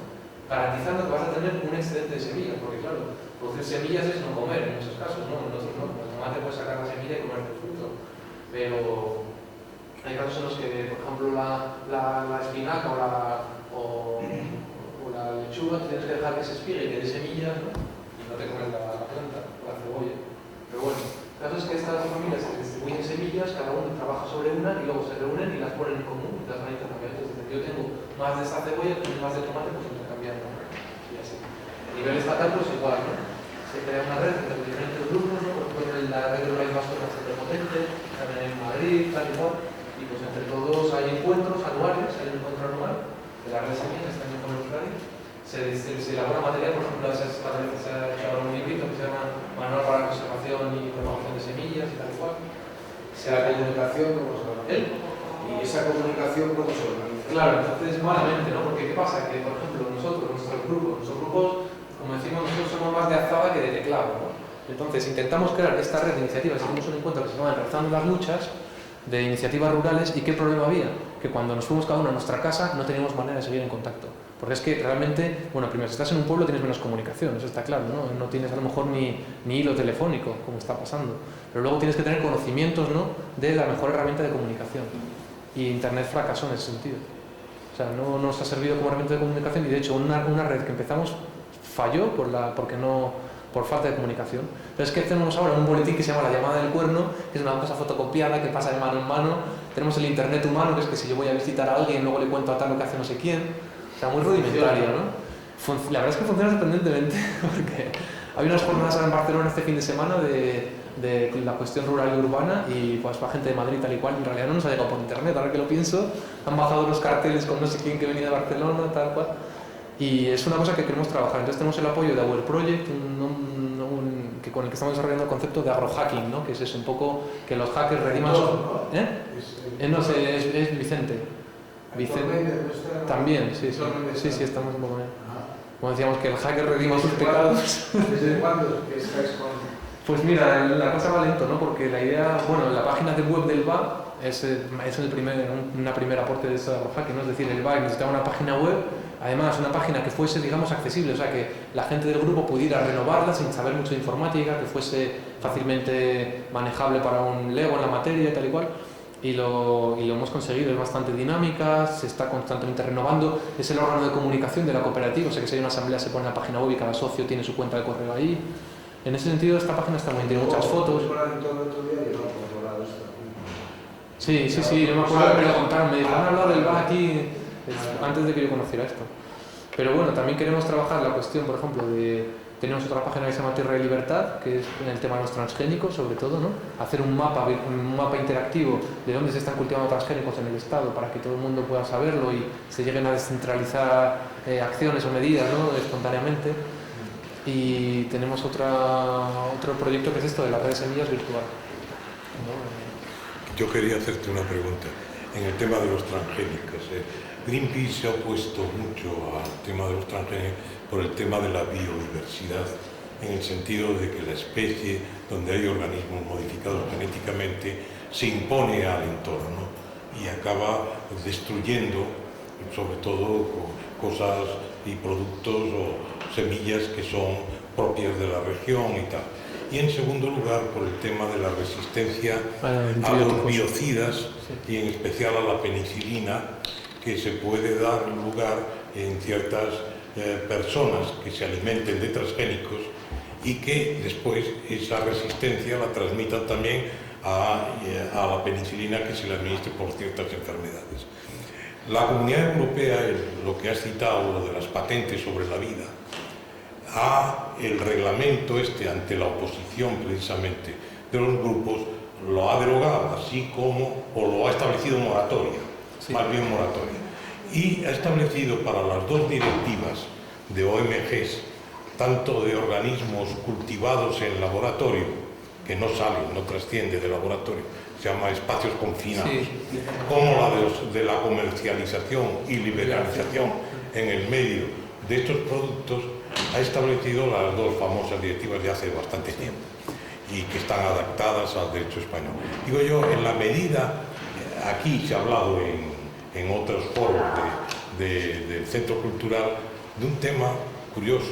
El hombre es una cuarta parte genética y unas 3/4 partes adaptación al medio. Lo ha dicho Mora Teruel, por ejemplo, en el tema del cerebro envejecido, etc. Y lo ha recordado mucha gente también. El tema, digo yo, en los vegetales, yo ante la hibridación no estoy nada en contra, es una cosa lógica y se ha practicado desde hace muchísimo tiempo y no tiene ningún trastorno. El tema es los transgénicos, cuando se introducen ya moléculas químicas o en laboratorio y se altera totalmente el contenido genético y después se transmite y tal. Entonces, eso en los vegetales, ¿en qué manera el transgénico afecta a la biodiversidad realmente? ¿Alguien quiere ayudar? Pues los transgénicos son una vuelta de tuerca más en la industrialización de la agricultura, que es lo que hemos hablado de homogeneización, ¿no? Entonces, los transgénicos científicamente se va demostrando que son más invasivos que sus parientes silvestres, tradicionales o híbridos. ¿Por qué? ¿Invasivos o agresivos? Agresivos, sí, ocupan nichos, ¿no?, con más facilidad. Por ejemplo, sí, la colza transgénica está adaptada, la que están vendiendo, la soja, la Roundup Ready, está adaptada a resistir el herbicida glifosato Roundup de la casa Monsanto, o sea, te venden el pack, las semillas y el herbicida. Bueno, pues esa soja, si se entrecruza con variedades silvestres, ¿no?, será resistente al herbicida, ¿no? Con lo cual tiene más posibilidades de prolongar, o sea, de colonizar el medio, el sí, ecosistema, que otra que no tenga ese rasgo. Tiene otros rasgos, por ejemplo, el de resistencia a antibióticos también, ¿no? Y cambian con relación a distintos medios más húmedos, más secos, tipo de tierras, etcétera, todo eso, o vegetación. Claro, es que estamos en la primera generación casi, estamos con 10 años de cultivos transgénicos, todavía no se sabe muy bien. Pero de todas maneras lo que son es cultivos también muy vulnerables. Por otro lado, los cultivos híbridos son poco resistentes, ¿no? Entonces, si tú les tienes, por ejemplo, el maíz americano, si le sacas por el cinturón de maíz donde tienes esa humedad, ese calor y esos químicos, y le sueltas en un prado de Asturias, pues no va a sobrevivir más de un año, ¿no?, probablemente, porque es como muy delicado. Pero también los muchos transgénicos llevan el gen Terminator, ¿no?, de esterilidad forzada. Entonces ahí está la contradicción de las semillas estériles, y eso también, como cuando se polinizan con otras semillas, cómo afecta a la biodiversidad, ¿no? La otra tecnología, la Verminator, que son semillas yonkis que reaccionan a determinados químicos, ¿no? Pues también eso es muy grave, ¿no? Como eso, cuando se entrecruza con otras variedades. O sea, para mí es que no, o sea, quiero decir, está tan claro, ¿no?, que la agricultura transgénica no trabaja por la biodiversidad, sino que trabaja por la uniformidad, aunque digan que están desarrollando nuevas variedades y que por eso están trabajando por la biodiversidad, porque está surgiendo un nuevo ser genético, ¿no? Pero claro, surge el laboratorio con un riesgo inmenso, ¿no? Y entonces, como yo creo que hay otras técnicas agronómicas, como es la agroecología, que sí tienen como, digamos, base de funcionamiento y como objetivo potenciar la biodiversidad o la agrobiodiversidad, me parece que es que no hay por dónde coger, ¿no?, que si se está hablando de potenciar la biodiversidad, hagamos agricultura transgénica, porque es concentrar la cadena alimentaria en unas pocas casas semilleras, cada vez concentran su investigación en unas pocas variedades o patrones, y que a su vez luego al final salen unas pocas clases de semillas, ¿no?, muy invasivas, ¿no? Yo quería en algún momento también que comentaras algo de la exposición y lo que hemos estado hablando, o sea, no sé qué. Y es que he intentado, ¿no?, de que de alguna manera tocase con temas que tú tocas, por ejemplo. Claro, bueno, el de los grupos críticos es, bueno, la asociación gráfica es evidente, pero por ejemplo hay una sección que es un poquito reflexionando acerca de teoría de grafos en general. Entonces ese tipo de reflexiones sí que las trabajo no solo aquí, sino en algunos ejemplos, ¿sí? Entonces, por ejemplo, tú decías que ¿cómo se llaman los dos parámetros que trabajas? Valencia y capacidad de canal. Capacidad de canal es cuántas generaciones resulta el mensaje, ¿no? Sí, sin que se adultere esa capacidad de influencia, sí, exactamente, con todos. Vale. Entonces se pueden hacer, por ejemplo, sería factible hacer modelos, simulaciones en ordenador. Oye, pues sería interesante hacer uno de la cooperativa, ¿no? Porque, Claro. A partir de qué punto ya el consumidor no se entera de lo que pasa, el otro decide nada. Y es verdad, si hay, lo que tú dijiste se puede decir de otra manera, que si yo tengo conversación, digamos, usualmente con 4 personas, y si además lo que yo digo, esa persona con seguridad la va a transmitir a otra, así 4 pasos, o sea, 3 pasos para que llegue a 4 seres humanos, digamos. Entonces, supuestamente el mensaje llegaría necesariamente a 4x4x4, o sea, 128 personas, que creo que es el número que tú dijiste. Sí. Es el cálculo que hicieron. Sí. Lo que pasa es que después se puede hacer modelar de forma un poquito más compleja, porque tú deberías dejar márgenes de probabilidad cuántas personas ves en un día.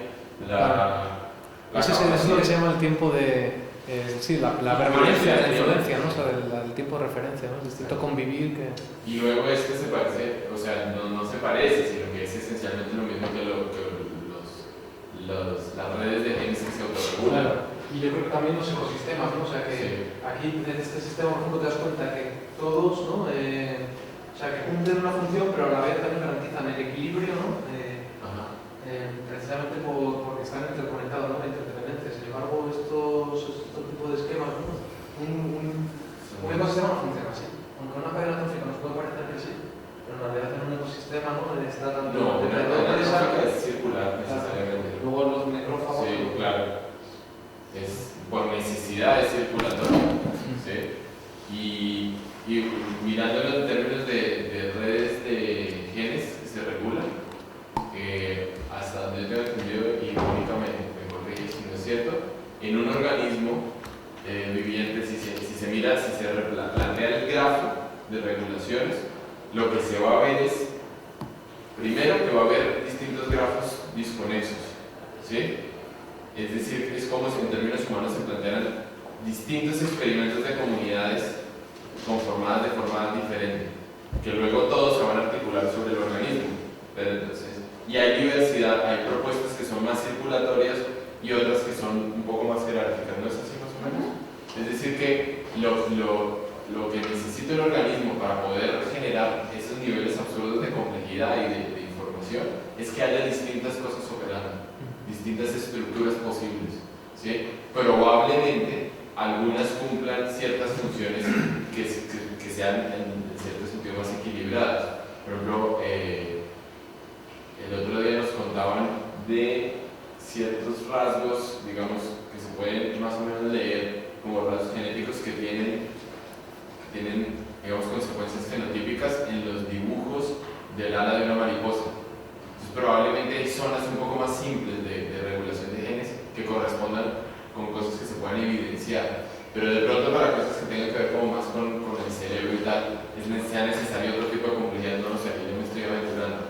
Pero lo que puede ser interesante es eventualmente articular distintas comunidades humanas, casi experimentando con distintas interrelaciones, y luego entre ellas que haya otro tipo de interrelación. Es decir, que esto plantea un juego infinito de experimentación, ¿sí?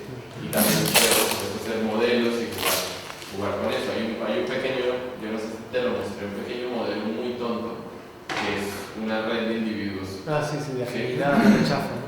Exacto, que ahí va es por una metáfora de fuerza de atracción y rechazo. Claro. Pero claro, se podría hacer modelos y seguro se han hecho. Sí. Y claro, es el lenguaje, ahí lo que interesa es el lenguaje de las relaciones. Por eso renacen con muchas veces la teoría de grafos. Y tú utilizas esta expresión que es las características topológicas. Esto quiere decir, no importa, por ejemplo, en términos más geográficos o humanos, territorio, digamos, de una comunidad, no importa el sitio espacial donde se ubica la persona que sabe trabajar la madera, por ejemplo, y que además tiene 3 hijos que necesitan recibir una educación, por ejemplo. No es tan importante dónde se ubica espacialmente respecto al resto de miembros de la comunidad. Es solo una variable más pequeña. Importa mucho más la relación de él con los demás, por ejemplo, la capacidad de trabajar la madera, ¿sí? Y la necesidad de que sus hijos reciban educación, alimentación, etc. Entonces, esa es una lógica que se aproxima a la topología y no a la geometría cartesiana, ¿sí? En todo caso, también importa dónde vive. Entonces, lo que es interesante es cruzar todos. Yo creo que eso es una aproximación a veces un poco virtual, ¿no? Inmaterial, de decir, tú sabes algo, yo sé algo, y da igual que tú estés en Pekín y yo esté en Madrid porque lo vamos a compartir. O sea, es la noción que tenemos ahora hoy día con la Internet, ¿no? Pero en la realidad nosotros nos vemos muy condicionados por el territorio. O sea, la gente que está en Puebla de la Sierra, que es un pueblo que es impresionante porque está al lado de Buitrago y es un valle perdido de la mano de Dios, ¿no? Que es que se abandonó porque no había quien vivir allí, ¿no? Y es muy duro, ¿no? La cuestión física territorial, ¿no? Al final es determinante, ¿no? Muchas veces es lo que nosotros estamos intentando, ¿no? Ver de qué manera puede apoyarse, ¿no? La cuestión del infoeco que decíamos, ¿no? Sí, tú también. Y al hilo de lo que dices, de todo lo que estás poniendo, hay un punto que creo que es una relación que no me parece necesaria, es que la vigencia de este tipo de acciones y prácticas que estáis planteando ahora no tiene por qué poner una fecha de caducidad precisamente a acciones tipo las acciones de Bols, en su momento la de Jaque, sino creo que hay tiempos, contextos y esa diversidad también en ese sentido es importante, Sí. porque creo que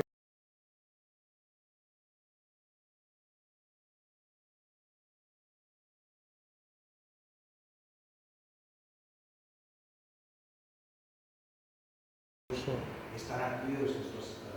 Bueno, lo que yo venía a decir no es que haya que renovar el campo cultural, ¿no? El tipo de práctica artística, sino que es necesario crear un nuevo campo cultural que puede ser a nivel de estas comunidades reconstruidas y que hablamos, ¿no?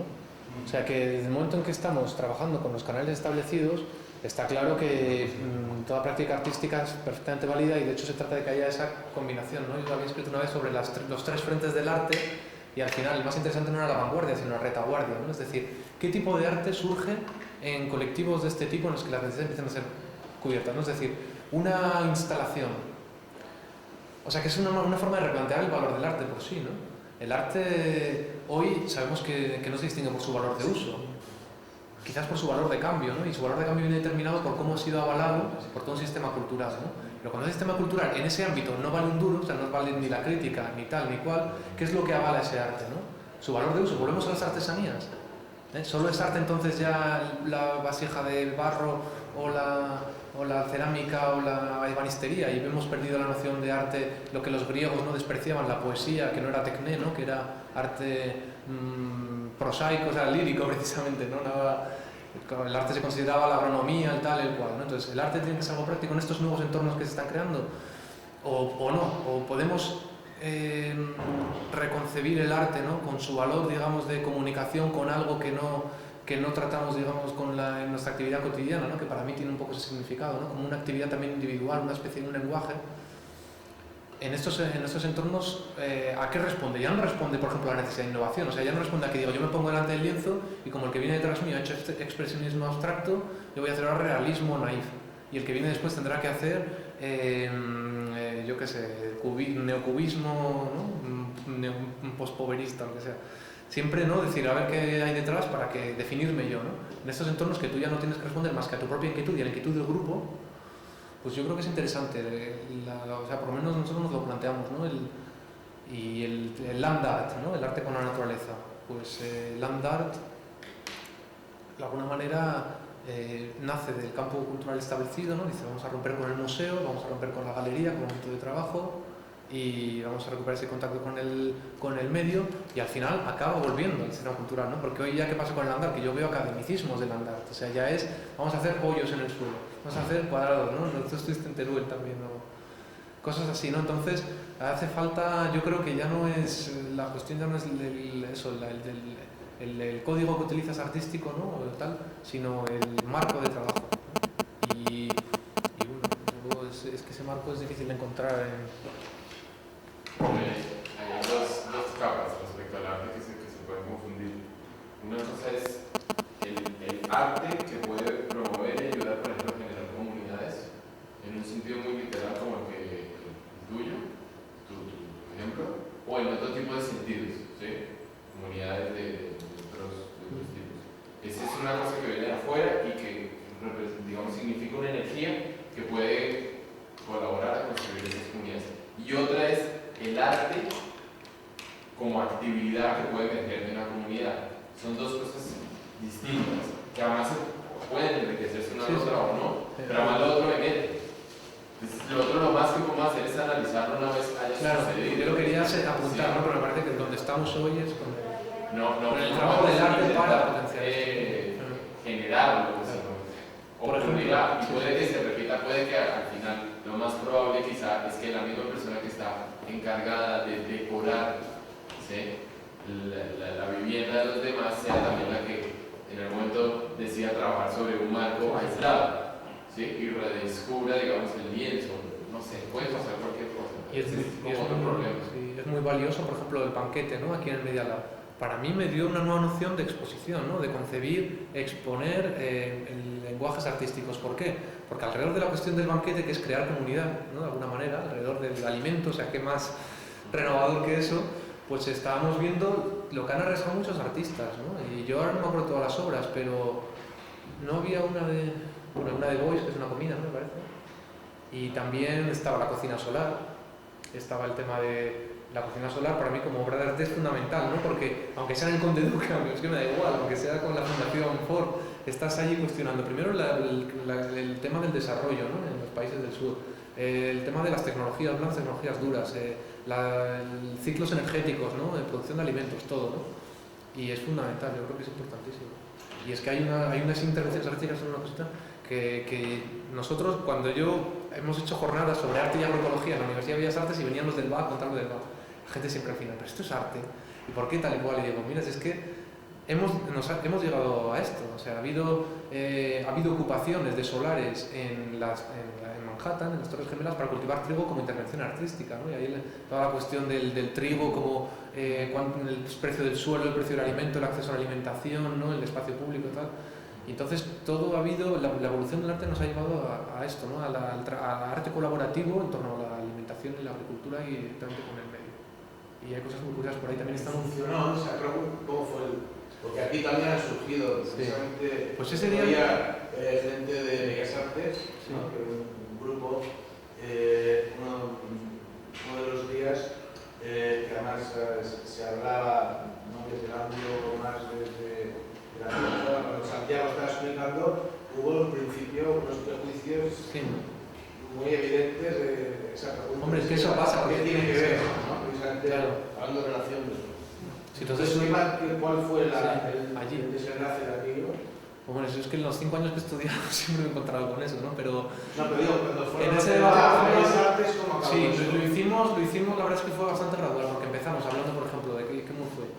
Primero hablamos de arte y activismo.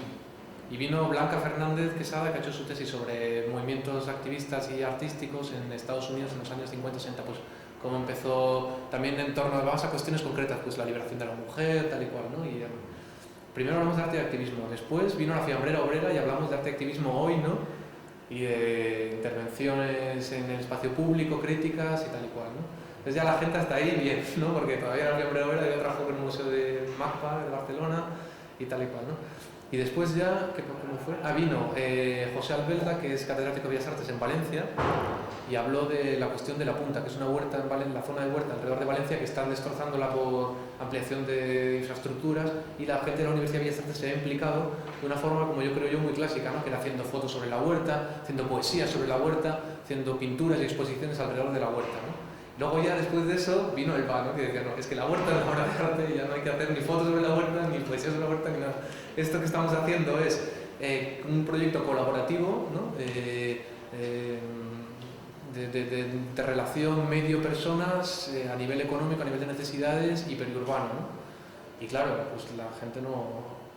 Yo creo que no lo veía.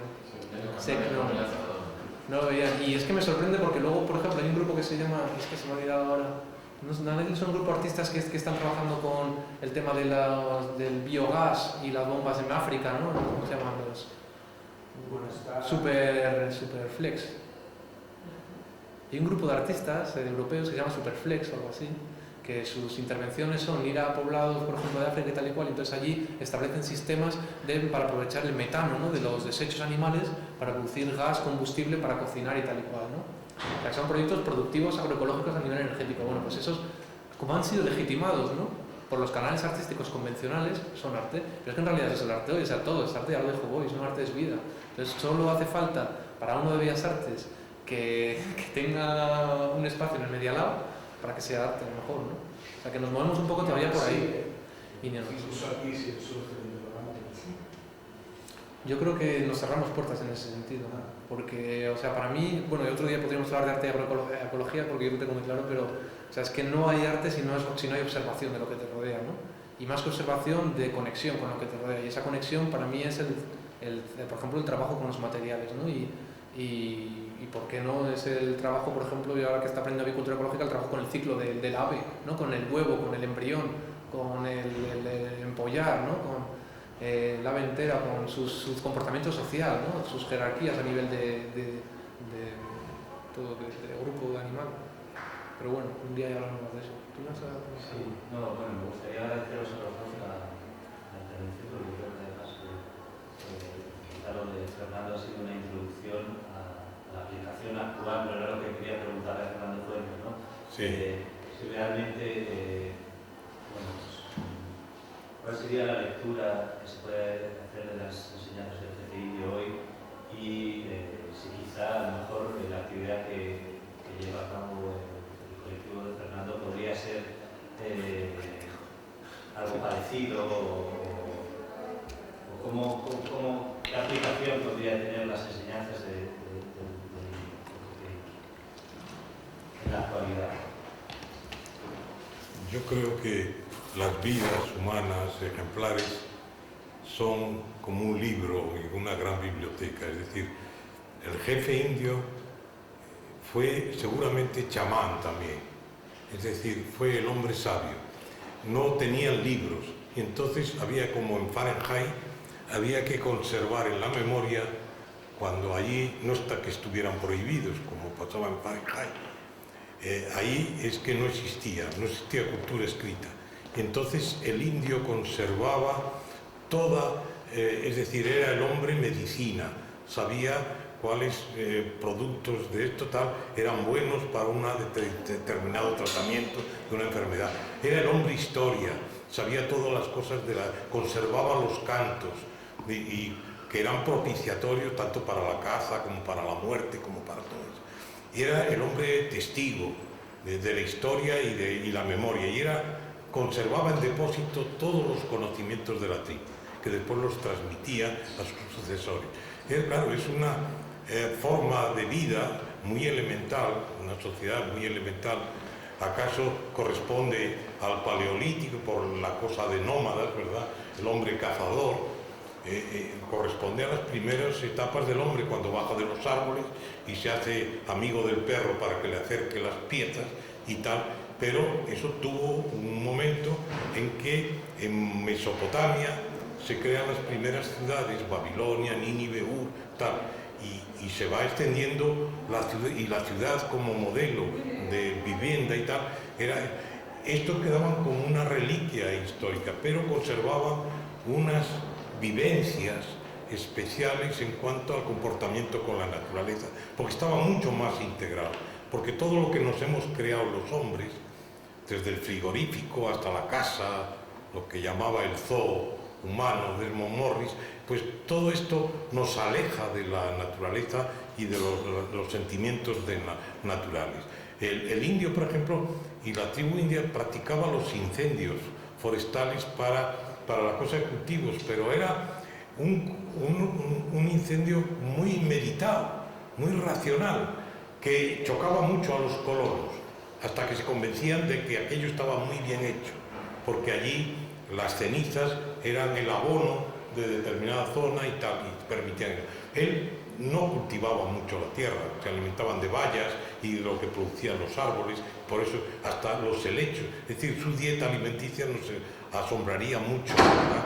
Pero lo que es permanente en SEAL, y eso es lo importante, es que, y antes has hablado del arte, ¿verdad? Como pasa con el prehistórico de Altamira, que es más antiguo, mucho más antiguo en todo el tiempo y todo, es que había unas vivencias de las cuales somos herederos hoy. Y de alguna manera era una parte buena de nuestro ser como ser humano, y él lo reveló de una manera muy extraordinaria.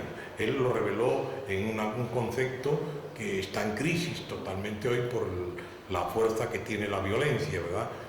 Que por otro lado en el hombre del Paleolítico, según decía Aurelio Pettei, le fue necesario esto, le fue necesaria la violencia para sobrevivir, pero hoy la violencia nos puede destruir totalmente a la humanidad. Entonces, las tribus indias y el jefe indio, pues ya, claro, cumplieron su ciclo histórico, pero nos sirven de ejemplo. Y son unas vivencias que, por otro lado, nos pueden alimentar nuestra civilización, no para reproducir la vida nómada y volver a todo esto, sino para enriquecernos culturalmente y dirigirnos a objetivos ecológicos, pacíficos, etcétera, y hacerlos compatibles, acaso, con el sistema de vida que nos hemos dado, porque la marcha atrás en la historia es imposible. Yo entonces, eso no se puede retroceder. La propia biología nuestra ha cambiado, nuestro sistema. Tenemos un cuadro de enfermedades totalmente distintas a los que tenían estos seres humanos. Respiraban un oxígeno puro completamente. Hoy estamos todos viciados. Es decir, estamos condicionados por un medio, pero vamos a sacar a ese medio el mayor partido posible, y en eso el sabio jefe indio nos marca mucho el camino y nos vale. Entonces, ¿acaso lo que querías apuntar es que yo he puesto a disposición de aquí, de Marcos y de Santiago, pues lo que yo tengo del jefe indio? Es un libro de casi son unos 30 capítulos, pero sobre todo está presente el mensaje total, el discurso, está la carta, está el tratado de Puinelio, donde se fijaban las reservas y se fijaban esto, y que esto está disponible a través y yo deseo que a través de Internet se difunda y de ahí llegar a una mayor difusión, y que es conciliable mucho con lo que ha dicho también Fernando. Es esta otra nueva conciencia ecológica en el campo de los cultivos, de las cooperativas, de todo esto. Y este es el valor actual que tiene el jefe indio. Otra cosa, no, porque él respondía a un momento histórico que ya ha terminado totalmente. Existía la esclavitud. Hoy, bueno, y existe totalmente en algunos lugares de Arabia Saudita o por ahí, existe todavía subrepticiamente, y hay regímenes que hay que liberar a la humanidad, pero eso el jefe indio era muy consciente. Entonces, eso es el valor que tiene actualmente. Todo tiene un valor actual. El mensaje de los antiguos, incluso de los griegos, que fueron los más sabios de todos, a nosotros es que hay que leerlos con arreglo al contexto en que vivimos actualmente. Si no, no tiene sentido. Decías del banquete. Los libros de Platón y de Sócrates se hacen en torno a la mesa. Y muchos, incluso uno de ellos, tiene el nombre de banquete, ¿verdad? Es decir, porque era donde la gente dialogaba y hablaba de filosofía, de todo. Bueno.